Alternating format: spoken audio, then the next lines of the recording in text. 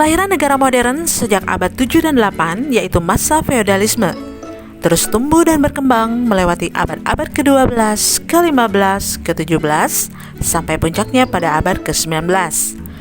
Dengan konsep rule of law atau common law system, Reichsstaat atau civil law system, dan negara konstitusional.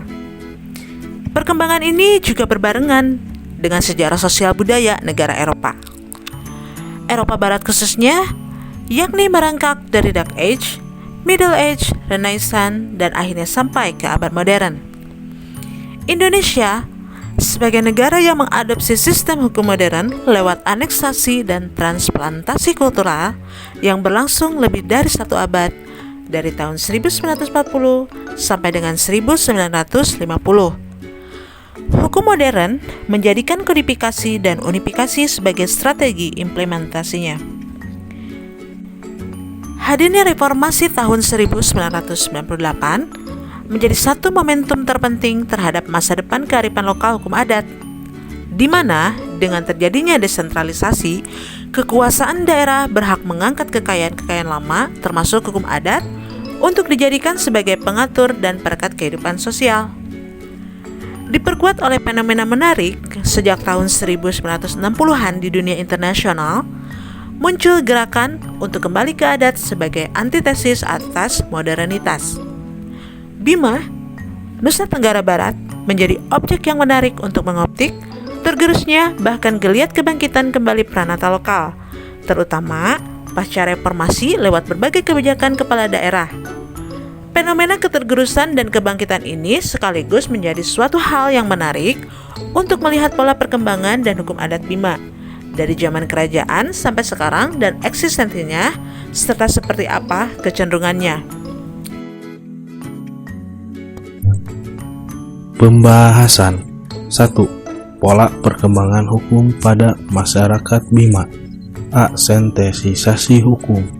Sebelum Islam masuk di Ambojo atau Bima, sebelumnya telah ada adat tatanan kehidupan yang teratur, yaitu diawali dengan kehidupan zaman Naka, lalu zaman federasi Encuhi-Encuhi atau desa-desa. Kesepakatan federasi Encuhi-Encuhi inilah yang kemudian menjadi embrio hukum adat pada masa kerajaan. Zaman pes kerajaan kira-kira sejak abad ke-11 Masehi sampai 1640 Masehi.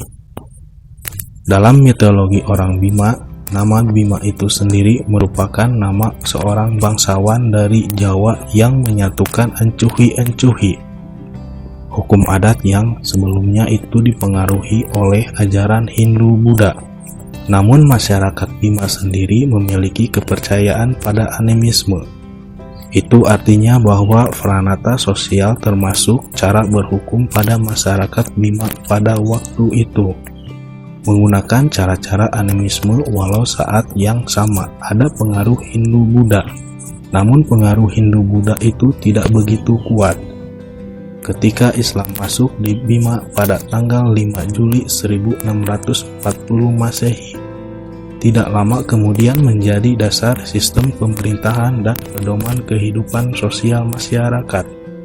Kehadiran Islam ini kemudian tidak serta-merta menghapus kebiasaan dan tatanan masyarakat yang ada sebelumnya, terutama masalah hukum.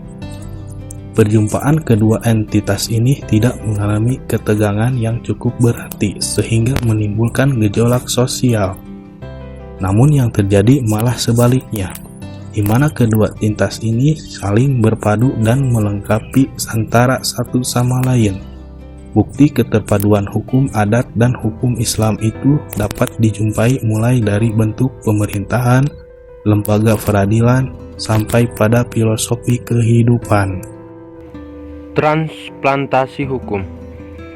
Setelah sekian lama Kesultanan Bima menjalankan hukum Islam yang dijalankan oleh sebuah lembaga bernama Mahaka Syariah sampai tahun 1908. Namun selepas tahun 1908 ketika kolonial Belanda merangsek ke dalam sistem pemerintahan Kesultanan Bima, perkara pidana dialihkan kepada majelis rapat besar, rapat tengah, dan rapat rendah.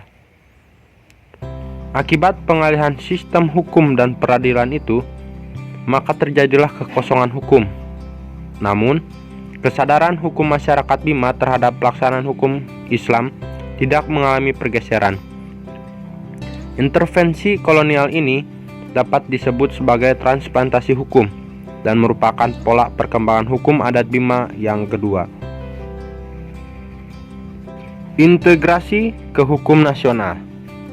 Dalam perjalanannya, sesuai dengan kebijakan politik hukum nasional yang menghendaki adanya penyeragaman sistem penyelenggaraan peradilan, lewat politik hukum yang dikenal dengan kodifikasi dan unifikasi, akhirnya Badan Hukum Syara dimerger ke lembaga-lembaga vertikal pemerintahan pusat.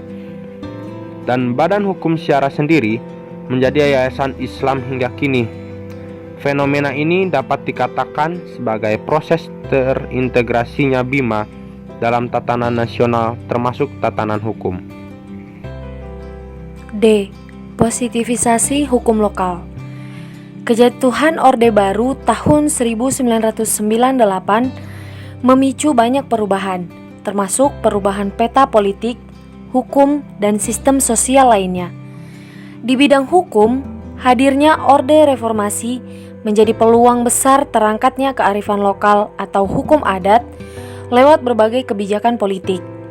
Pada saat yang sama, juga terlihat kemauan untuk melakukan positivisasi kearifan lokal yang pernah diberlakukan pada era sebelum daerah ini terintegrasi secara penuh, di mana setelah terhapusnya Badan Hukum Syara sebagai lembaga representasi kearifan lokal segala sistem sosial, nilai, kekuasaan, dan organisasi. Momentum reformasi menjanjikan begitu besar peluang untuk merawat ataupun memelihara dan mengembangkan serta merevitalisasi kearifan lokal atau hukum adat dengan harapan dapat menjadi peneguh jati diri daerah atau suatu bangsa menuju kehidupan bermasyarakat yang harmonis, aman, damai, dan sejahtera. 2. Eksistensi hukum adat Bima hingga kini. Dari upaya positivisasi, bahkan sebelum terpositivisasinya kearifan lokal atau hukum adat oleh pemerintah daerah tersebut, ada desa-desa yang sudah hilang sama sekali hukum adat. Ada juga beberapa segi hukum adat yang merangkak di beberapa desa.